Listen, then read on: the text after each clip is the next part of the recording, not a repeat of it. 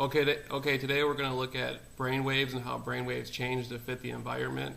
And recently, I came up with 3 stages: the confusion stage, distraction stage, and sensitization stage. In the last few months, regarding organized stalking, group stalking, gang stalking, whatever you want to call it. But behavior is a reaction to stimuli within the environment, and environmental psychology plays a big role into an individual's behavior. And high emotional states have to do with how people are perceived when they're going through group stalking. Sometimes individuals act out irrationally, or they're confused, they don't know what's going on. And the way they're perceived, they look as though they're confused or crazy or whatnot, but the overall environment is leading up to that.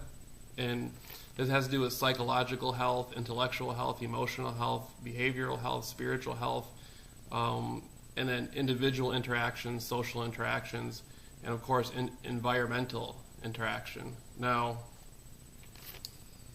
for instance, if an individual walks out of their house and goes to the store or goes across town, and on their way they encounter several people who wear a particular color clothing, and these individuals act like hostile towards them, look at them in strange ways, behave irrationally towards the individual themselves is going to perceive their reality in a completely different way. And this carries on day to day, making it almost like a permanent type of lifestyle for the individual, as to even if they come across somebody who has nothing to do with it, they may interpret it as it has something to do with it, but in actuality, most individuals are participating in it, to what degree or not. Now, you have something called psychological reflex. So I want to give this an example. Most individuals that I speak to have communicated to me that they keep getting followed by people with red shirts, and there's an emotional connotation on that, what I put into the distraction stage of what you call gang stalking, whereas these individuals just aren't following an individual, but they're acting out like hostility, or they're wearing something else that's symbolic to the individual of their own emotional life. Like, for instance, say the individual went to a certain college. Well, the person following them will wear a red shirt and then wear a hat of the college they went to, or they'll have somebody in the car who looks like somebody they know, yada, yada, yada.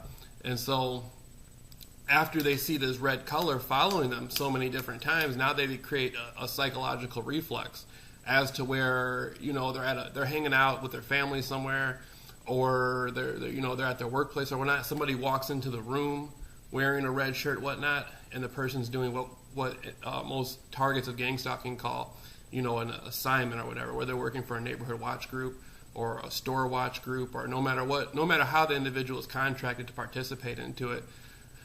Just by them being there, they're participating in the overall orchestration, and it's creating a psychological reflex. The person's saying, oh my God, this has happened to me so many different times in so many different ways. Noise campaigns, people putting objects in their yard, individuals following me around with the brights on their car all day, yada, yada. All that is incorporated into that one little thing that person did. So everything that you experienced before that is incorporated into that. So they come into the room with the red shirt, bam, you have a psychological reflex. Your memory sees that, and it corresponds with everything else that happened before that. All the other stuff everybody did participating in this stuff, before that you see that, bam, it goes like that. And so that is definitely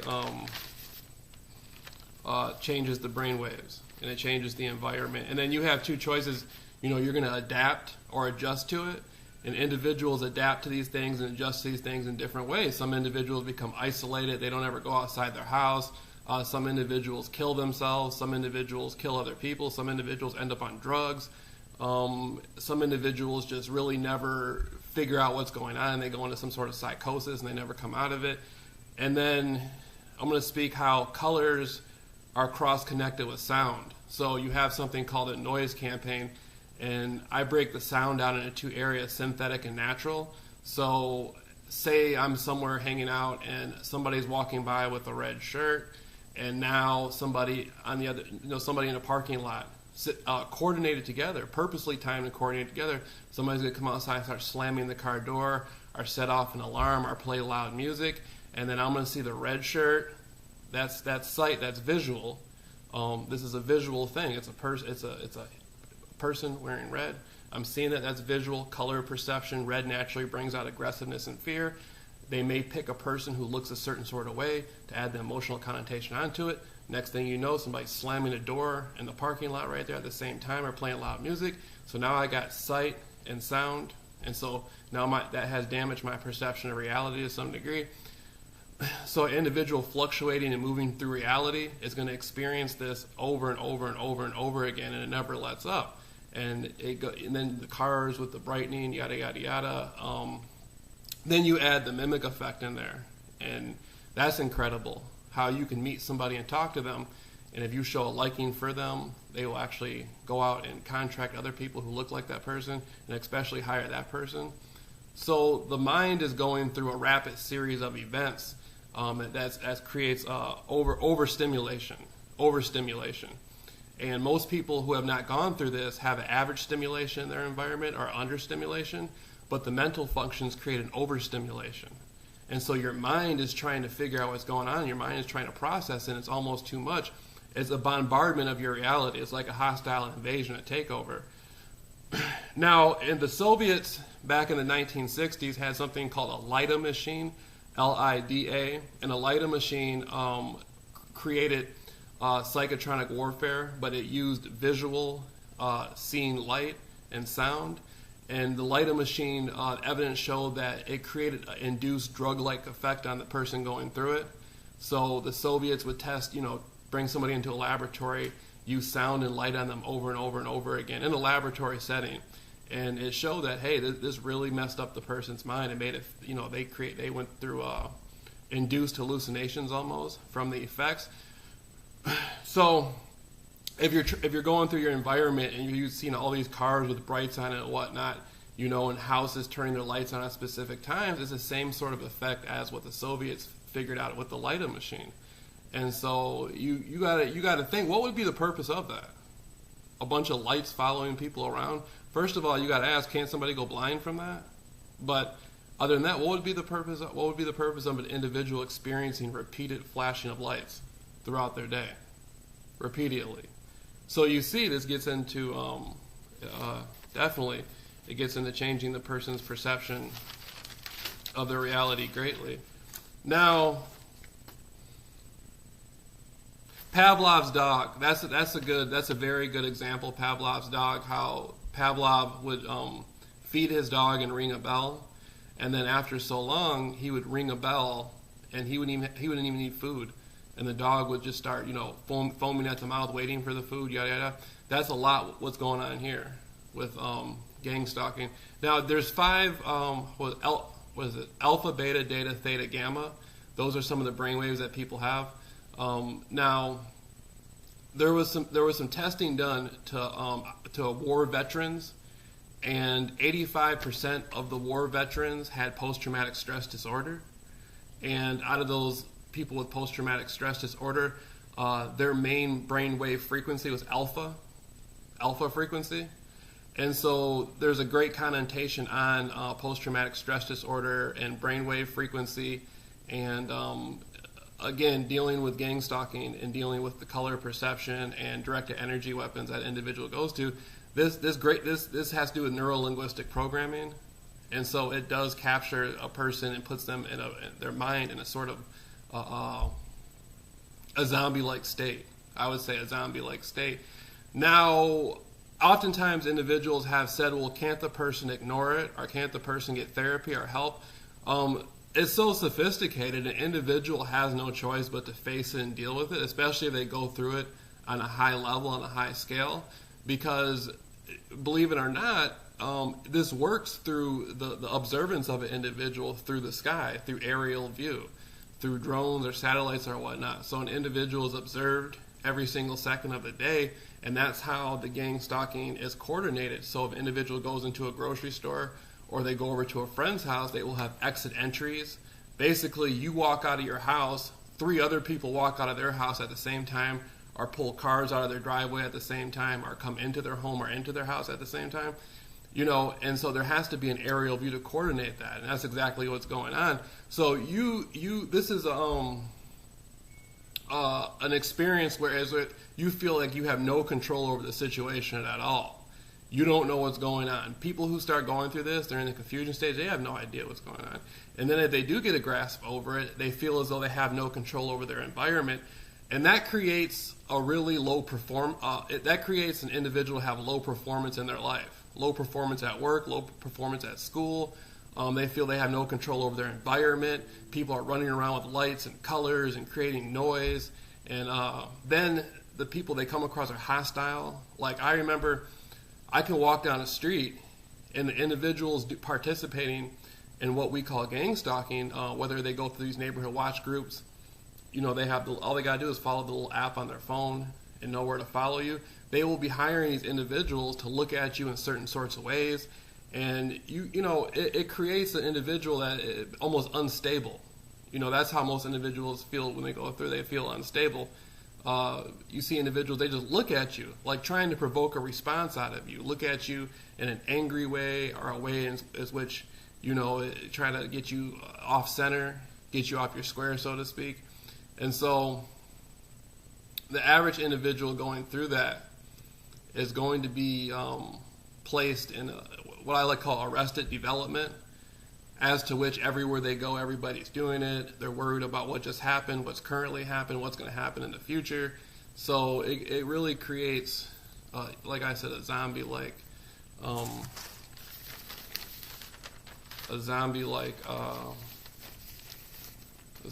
environment, a zombie-like mindset. That's exactly what they do, is try to create zombies. Yeah, a perceived loss of control encourages anxiety and distress. Again, so if you perceive your environment, you have a loss of control in it, it's going to encourage anxiety and stress. Most assuredly, most definitely. And then, I'm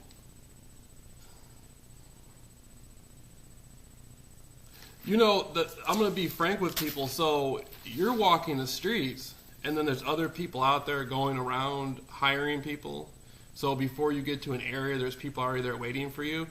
And just to go into an area and see that there's people there waiting for you, all wearing the same color, or doing street theater and doing this strange stuff, it's just a really bizarre way of life. Why would you?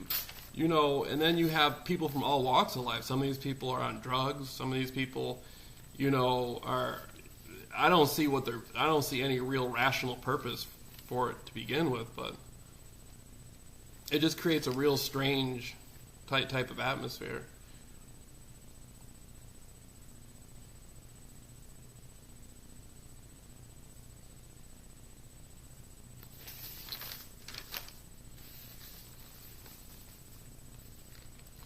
So again, how your environment changes, your perception changes, and that changes your biology. Again, your brain waves, your brain chemistry.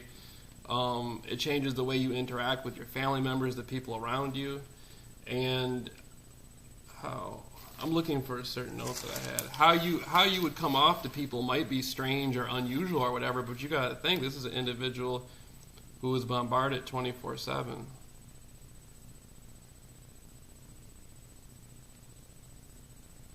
I'm going through these notes looking for certain notes. So it's basically a setup.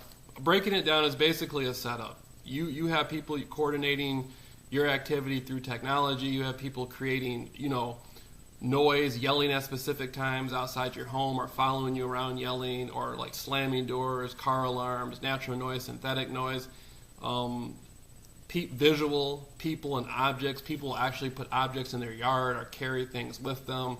Or, they even use the cars, man. People will park their cars just based on color. They'll find people who have specific car colors. And it's all done through technology to orchestrate this, and you have the teams doing it. So it's pretty much a setup. It's an environmental setup, and the individual doesn't know what's going on.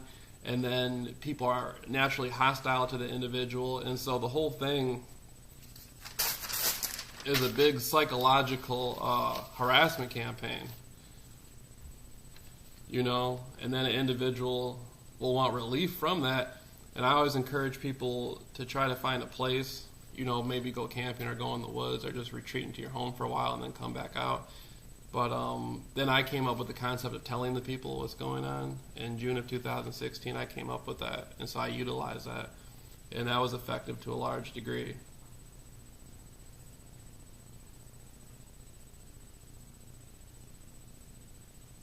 I would say definitely that this is social weaponry.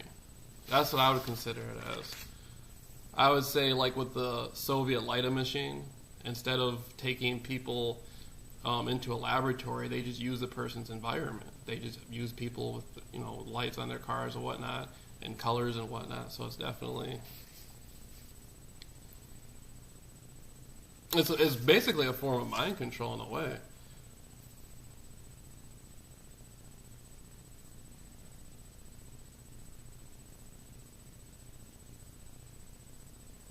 Yeah.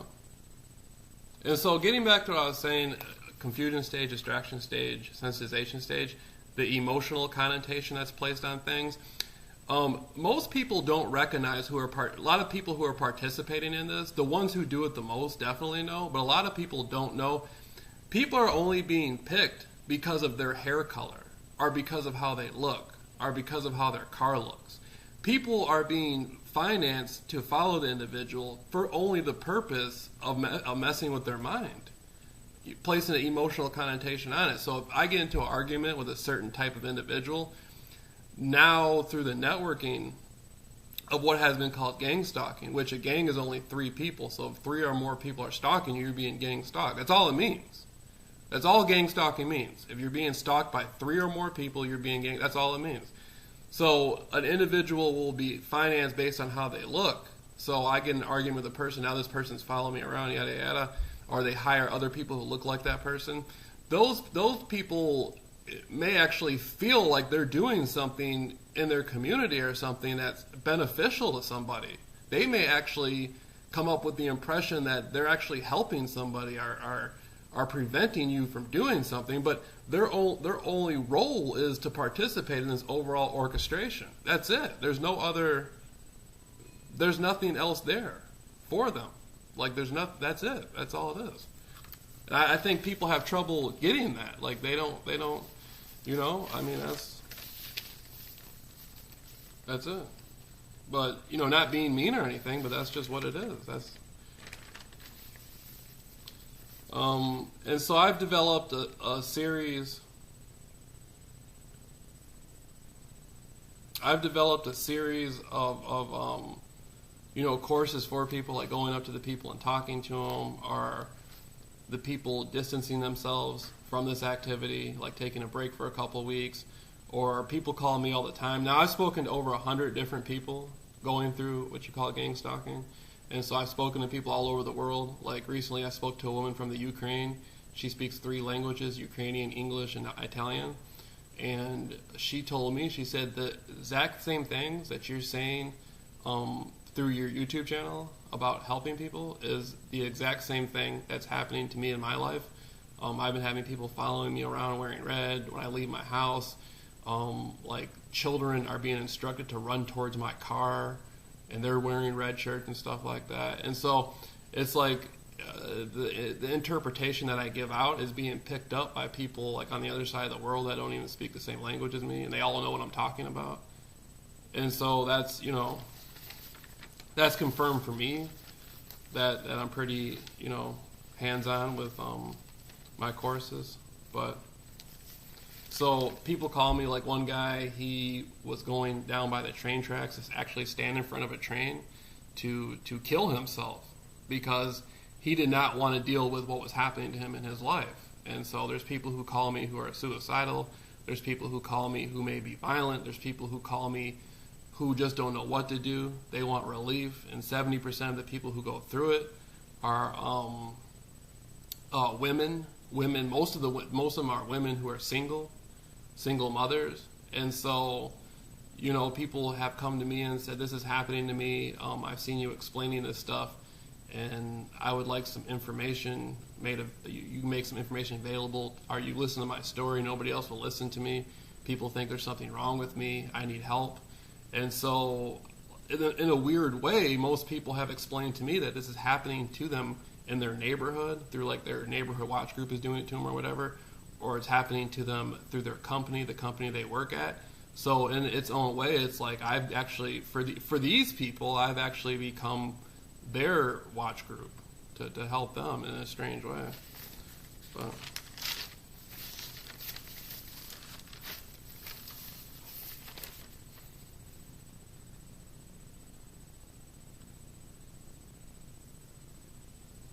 so there's something called a learned helplessness, and I think most people going through anything like this acquire a feeling of feeling helpless. And it's a pretty awkward feeling when you see people who, maybe your family members are people who work with you, are people, even people like, there's people on drugs.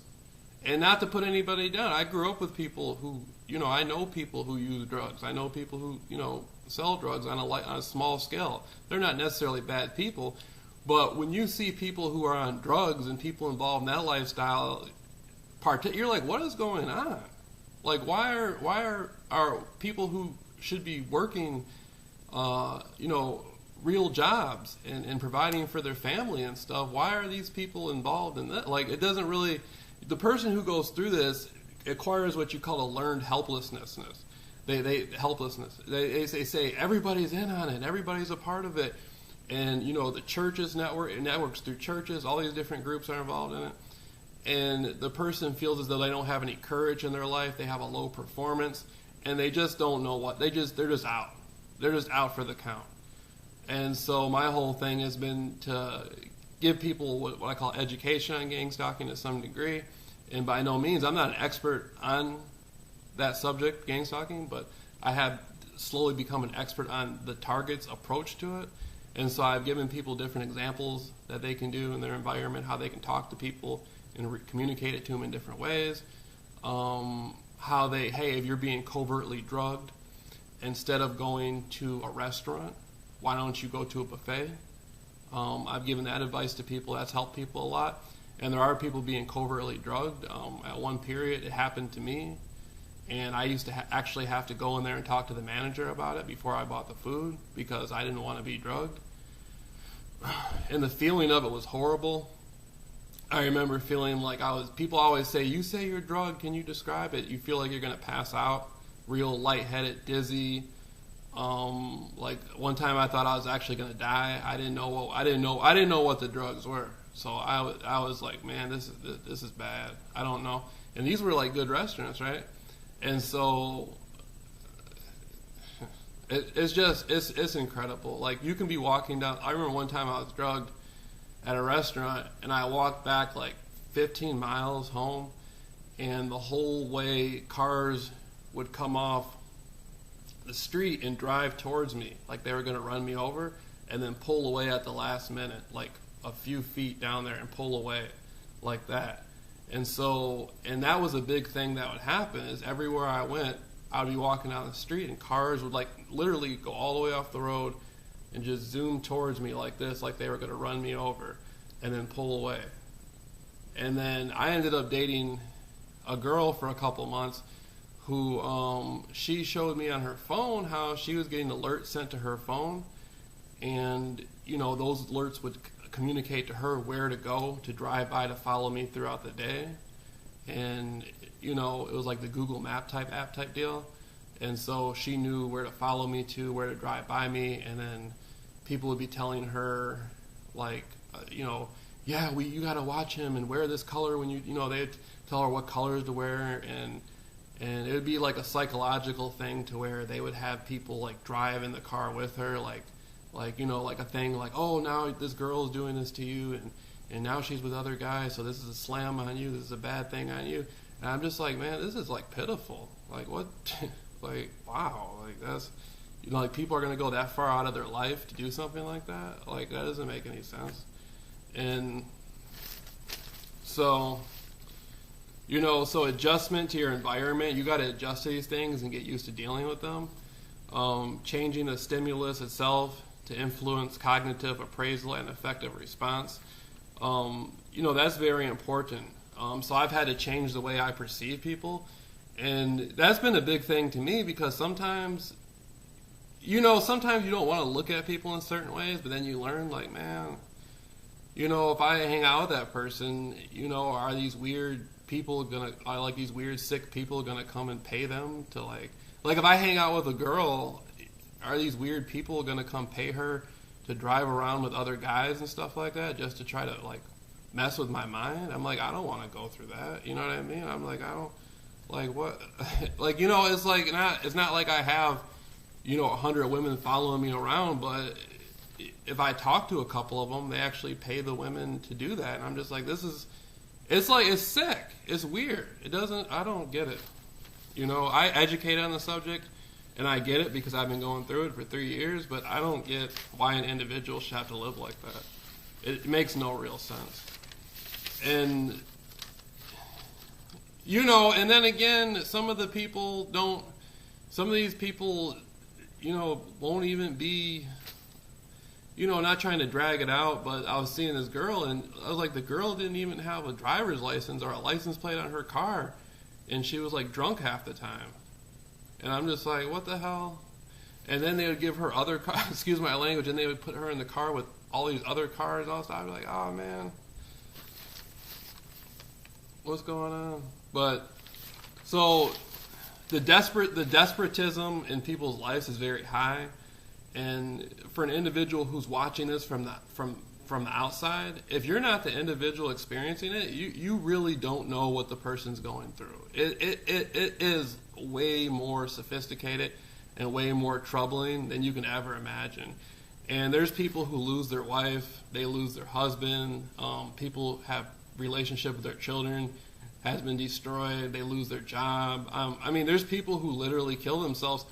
I had a man call me, he lives in Washington, D.C., and this had been happening to him for 15 years, and he lost his wife, he lost everything, man, and he said, before I kill myself, I want to talk to somebody and tell my story.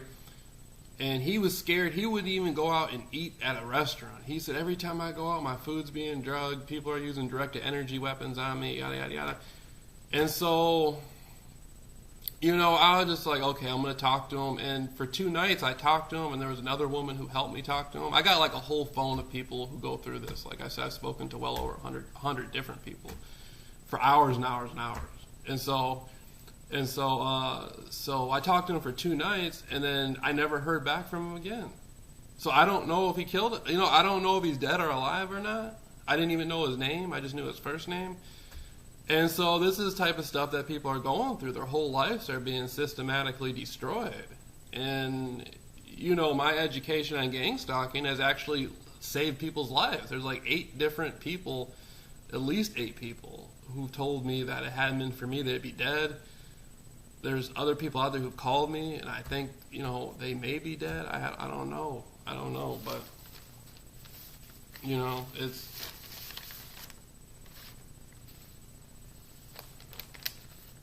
So now I want to go into post-traumatic stress disorder triggers. Now, how your brain waves change to fit your environment. Now, through sound is used a lot, like slamming doors at specific times. And so, because you're being watched at all times, and they're coordinating the psychological harassment into watching you through geospatial technology. Anybody can buy space on a satellite or a drone. So through geospatial technology, you're being observed and being watched. And so if you get up and walk from one area of your house to another, somebody in the area may actually turn the music on their car at a specific time. Be on call, ready to do it. Or you're walking down the street, you get to an area, somebody just slams their door. Now, you're not talking about 1 or 2 times. You're talking about going through, some people go through something like this like 15 times a day. And then you're dealing with all this other stuff going on simultaneously. And so it creates, like I said, an involuntary stimulus. It creates post-traumatic stress, as to which you can be sitting down somewhere and then somebody slams their door. And it's not just that one time they slam it. Your mind is going to recall every other time that door was slammed.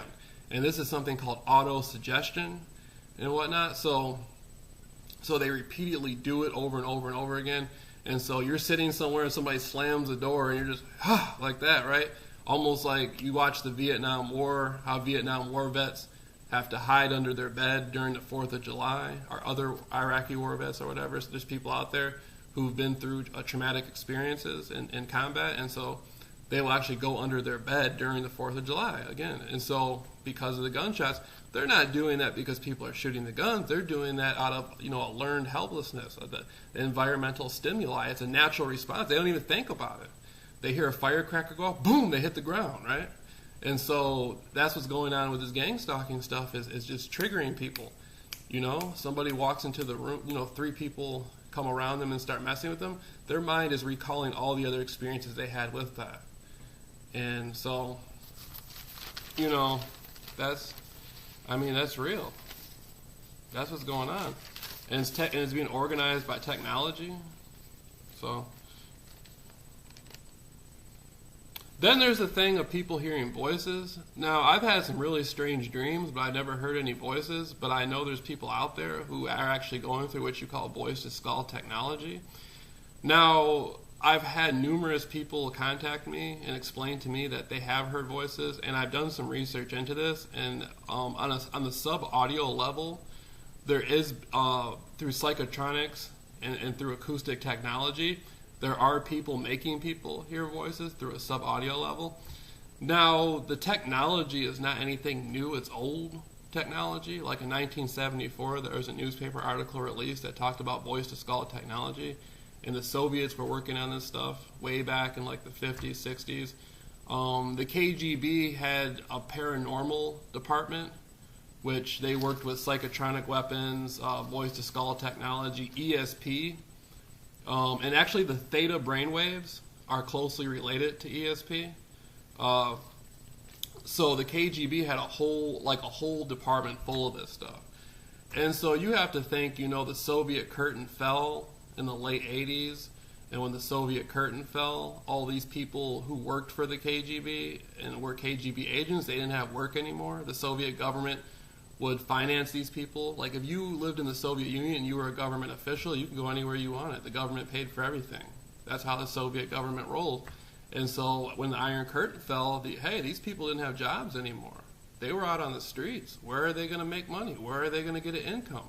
What are they going to do? So they took their knowledge, they took their information, they took their sophisticated technical abilities, and they went out and contracted their services to foreign governments and to foreign groups. Some of these people became terrorists. They created terrorist organizations. So there's individuals out there who have this technology and who have knowledge on this stuff and who have these capabilities, and they'll use, they'll find somebody who will use them and use their services. So, it's not to be taken lightly if you hear somebody claiming that they're hearing voices, and you got to think, is this person actually delusional, or is there something else going on here? Most people like myself who explained a subject like gang stalking, I'm at a disadvantage because the public has very little education or knowledge on how these things work or that these sorts of things exist. And so I'm explaining this to people who haven't had any thinking on the subject already. And, they may have seen it in movies, but they have not done any reading upon it. And so, I would recommend that people go out and just, you can go to the library and get a library card and read some books. That'd be beautiful if people just go, go read a book about it, learn about it, and there's radio interviews. There's people out there who that's not psychotronic weapons. I'm not an authority on that, but there's people out there who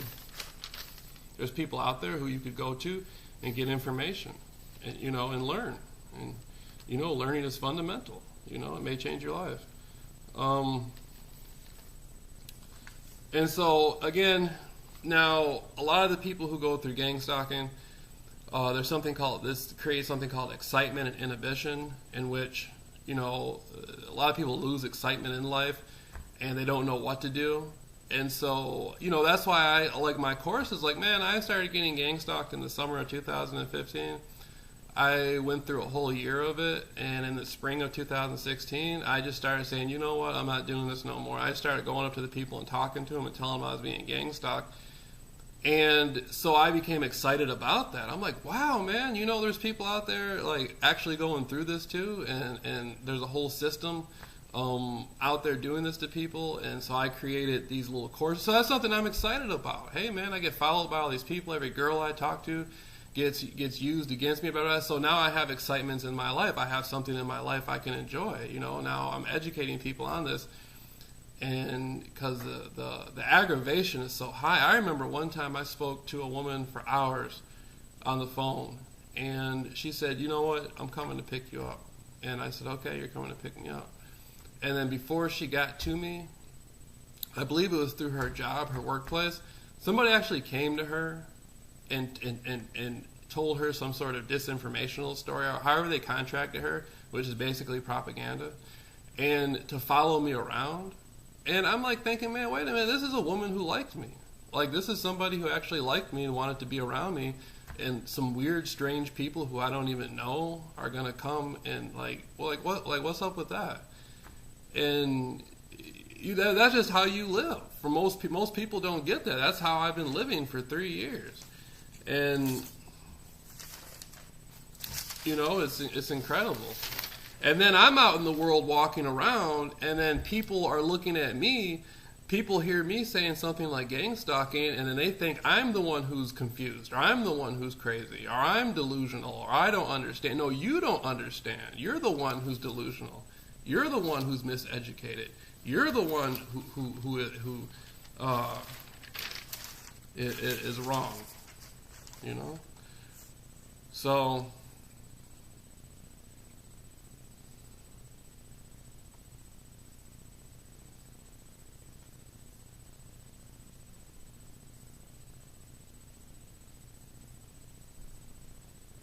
So, that's pretty much it in a nutshell. So I just want people to get that, as you're being gang stalked, as you move through your environment, you're being observed through an aerial view.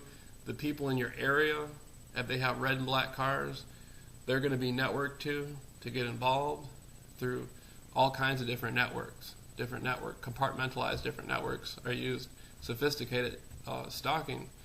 And people will actually be prepped on what color shirts to wear. Like, they will actually find people who and tell them to wear this shirt and say, like, I'll give an instant example. I go over to somebody's house. There's some chick or something that I like. I start talking to her. Next thing you know, these people come to this woman, and it'll have her driving down the street in a car with another guy and wearing red shirts or blue shirts or what have you not. The colors can change. And then they're supposed to look at me or something. See, that's psychological harassment. But so these people but the way they're being contracted is through all different sorts of means. It's different people, different stories, different ways they're approached, and it's a network doing it. And so as I move through the land, this is following me and doing this to me within a certain mile radius. And so you got to imagine this happens every single day. All these different people and colors, and street theaters where they act out themes. People actually get together in a group and do little plays and stuff like that. You got to think about living like that every single day for 3 years. 3 years. What's the purpose of that? What's the purpose of that? You got to think about this stuff realistically. And so that's why I do the work I do. I feel it's very important, and it helps a lot of people. And there's people out there who know me. They understand what's happening to me. And there's people who donated money to me, and there's people I give advice to. And I'm really interested in the psychology behind this. It's getting into an area where it's not so much just the individual who's going through it, but also the individuals who are agreeing to participate in it. Some of the people who participate in it, it does end up happening to them. They're being watched and they're being listened to. All their phone calls are being listened to. And so a lot of these people, it ends up happening to them. I think a lot of these individuals are under what you call remote neural monitoring. And that's an interesting subject. If you don't know what remote neural monitoring is, you should look into it. And so it's almost like some sort of, the electrochemical stimulate. They stimulate electrochemically. They induce the person's mind, and they change the person's perception without them knowing about it. It can happen to them when they're asleep, when they're awake, whatever. But this whole thing is some sort of chemistry, I call body chemistry. Colors and directed energy weapons and covert druggings and all this stuff. And whatnot. You mix all that stuff together, you got that's a very serious recipe, very serious. Then again, you can go look at the old. You don't even have to look towards the Soviet Union. You can go look at the old MK Ultra files, which I like to call Mein Kampf Ultra myself. But you can go look at those. That has to do with behavioral science. Dr. Jose Delgado, which worked with monkeys, putting chips in the monkeys' minds and whatnot. There was a film that came out with Christopher Walken, which aired on television. It didn't air at the theaters; it only aired on television. It's called Mind Snatchers, and Christopher Walken is a really good actor. In that film, it showed how he came out of the Vietnam War. It was a 70s film, but he came home from the Vietnam War. He went in some sort of medical hospital, and it showed how the monkeys' minds were being messed with. They were putting chips in monkeys' heads and whatnot, and then they started messing with his mind. Dr. Jose Delgado is famous for that, and he has a whole book out there on that subject. Dr. Sidney Gottlieb, Dr. Ewan Cameron. There's a whole there's dozens of them. That's just the work in America. Now this is coming out of the 50s, 60s, and 70s, starting back in '53 with the mind control experiments, MK Ultra mind control experiments, which made it all the way to Congress in the late 70s, and so congressional hearing on that, and so in late 70s, I think it started in the early 70s maybe, but it's famous in the late 70s. And so, you can study into these subjects and learn about them and learn, a historical lesson from it. But this stuff is still happening today in different sorts of ways. People's minds are still being messed with. And so, I'm a person where if I'm walking the streets and I see somebody, I don't mind speaking to them if they speak to me, being polite, being kind and whatnot. But I don't think it is in the best interest of the people, whatever place they live, to participate in this, because you're dealing with people who don't know what's going on, people who are having electronic weapons used on them, being drugged, their minds are being messed with. I think there's a lot of people dead behind this. There's people killing themselves. I think there's people killing other people. And they don't. It's not being said because nobody knows it's happening. The person doesn't know what's going on. They're being taunted, so to speak. And fear is a big part of this. People are trying to put them in states of fear. And I think that's dangerous because humans are animals. And if you put a raccoon in a corner, they act out violently. And if you psychologically put an individual into a corner, and again, you got drugs and electronic weapons and all this stuff, caught the color perception, brain waves and all this stuff, the individual may, go and get a machine gun or something and go on a rampage. I think it's dangerous. I don't think it. I think if something like this should be done, it should be done with the individual agreeing to it. I think an individual should agree to this, but so it is a reality. It's something that's happening, and that's why I do the work I do. To keep people from having to act out in those sorts of ways, and they can. So, I work in saving lives. I've saved people's lives. There's people who've gone all the way to the United Nations and haven't got help, and they've had to come to me for help, and so I feel that the work I do is very important. But other than that.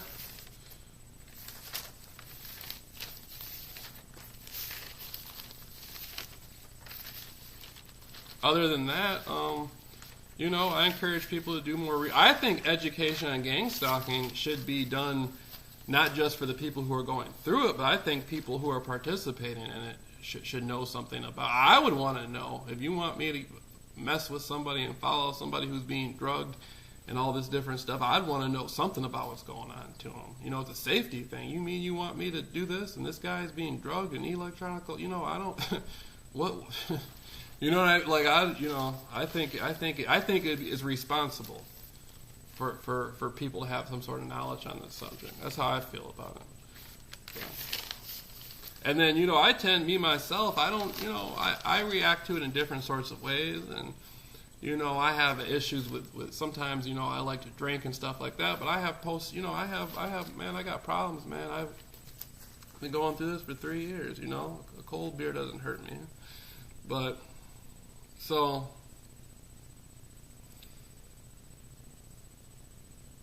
I want to leave people with that. Now, my email address is rareartofsociety@gmail.com. R-A-R-E, rareartofsociety@gmail.com. And the people who are getting gang stalked, usually what I do is I talk to the person for like 2-3 hours and just let them talk and talk and talk and talk. Now, the problem with that is because I've spoken to a lot of different targets of gang stalking, and because it's happened to me, I think it's made the person vulnerable to other people listening to them and stuff. So I don't like, my phone has become a thing to where I don't even like to get. I'm more, you know, I think me meeting people, if somebody actually truly needs help, I'd rather talk to them in person. Over the phone is good to a degree to get the person to a state to where they feel comfortable and confident in themselves, and they will not result in you know, any type of malicious behavior or harming themselves, or, you know, possibly end up on drugs or something. But these are individual, you know, you may be losing your home or going through a crisis. So, you know, I've set up something like a 3-week type course to where I can teach people everything they need to know within a 3-week period. And so that's something that I'm proud of, is I got that out there. 3 weeks. In 3 weeks, I can help an individual get the knowledge they need to move. It won't be the end of the knowledge. You know, you're always learning. Knowledge is a never-ending thing. So, but after that 3 weeks, that person will be on their own journey in that way. So, Rare Art of Society, RAREOFSOCIETY@gmail.com. And if you are somebody who is participating in gang stalking, and because there's people who getting gang stalked who contacted me. There was a woman, this was a long time ago, but there's a woman who was given $100 at a shopping mall, and 2 men approached her and gave her a $100 bill and recruited her and said that they need her to follow another man around and change her hair color and follow him with the brights on the car. She didn't really get what was going on necessarily, and so she didn't know who the men were who hired her. She didn't even know who they were. And she contacted me and said that she discovered she was involved with gang stalking, and she said she was afraid to talk about it over her phone. She emailed me. I'm sure she probably emailed me through like a library or something, and she said she was afraid to speak about it over the telephone, and she didn't want it to happen to her. She didn't know if somebody would harm her for telling what she knew about it. And I said, well, you know, how do they contact you? She said they contact me through a 1-800 number. So they met her in person, gave her $100, and then they contacted her through a 1-800 Stop Smoking advertisement, and that would be her cue to get the instructions. And she said, I know they're listening to all my phone calls now, and they're watching me and stuff, and I don't know what to do, Jameel, and I'm scared. And I said, well, you know, you can come talk to me if you want to. And she really didn't have enough money. She was in a hole. She was far away, but she could have came if she wanted to, but she was still far away, and she didn't have that much money. And I thought to myself, you know, that's really interesting. You're changing your hair color and you're stalking a man with lights on your car, and you feel what you're doing is wrong, and you don't want to do it, but you're going to keep doing it. That to me sounds like a hostage situation. It doesn't sound like a job. It sounds like slave labor. So, you know, there's people who've contacted me about gang stalking. I've had individuals on the streets tell me a little bit about it. And the way they come across is a lot of these people do not feel they're doing something legitimate. They don't feel they're doing something moral. And I would advise people, if you're participating in it and you want to contact me, you feel free to. I have no problem with that. If you could have some information that could help me and help other people, that'd be beautiful. And of course your name would be confidential. But yeah, if I had a source of information to be helpful, everybody's welcome. I don't care. I'm type of everybody's welcome. I don't care who you are. But okay, so yeah, we covered everything I think that we can cover.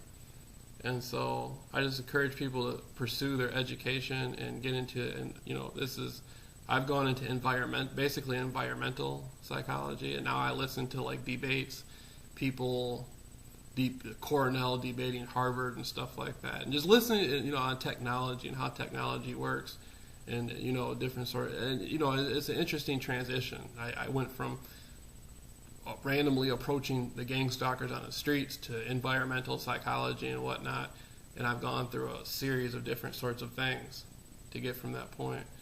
But all right.